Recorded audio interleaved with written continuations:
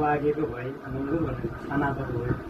आज हामी पण्डित हुसेन हाम्रो अङ्ग्रेजले चाहिँ त्यो स्थापना नभएको भए सायद हामी कुवाको त्यहाँको त कुवा भयो अवस्था भन्ने चाहिँ हामी पनि हुन्थ्यो भने आज म पनि संस्थान लागेर आज 7 वर्ष पुगिसक्यो। धेरै खुसी लाग्छ।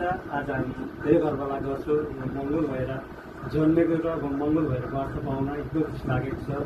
उहाँले देखाउनु भएका मार्गदर्शनलाई फलो गर्दै आजसम्म लागिरहेको छु र लागिरहनेछु र यस सम्पूर्ण उपस्थिति उपस्थित हुनुभएका सम्पूर्णलाई पनि के भन्न चाहन्छु भने हामी पनि ज्येष्ठ उन्नत मङ्गलहरूले अलिकति पनि ढिच्चा दिन गइकन अगाडि बढ्नुको निमित्त सम्पूर्णले साथ काँध मिलाएर अगाडि बढ्नुपर्छ।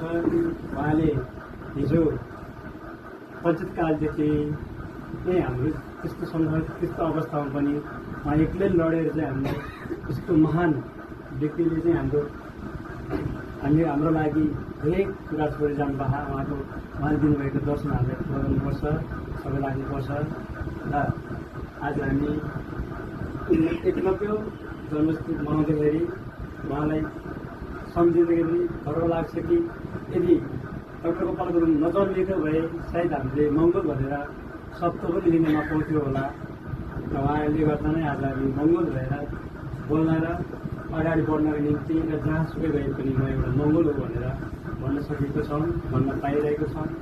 त्यसैले धेरै समय नलिकन अब समयको पाबन्दी छ। सम्पूर्णलाई आज हामी 91 जन्मोत्सवको कार्यक्रममा सम्पूर्णलाई फेरि पनि शुभकामना दिँदै ज्ञान पाउनु जय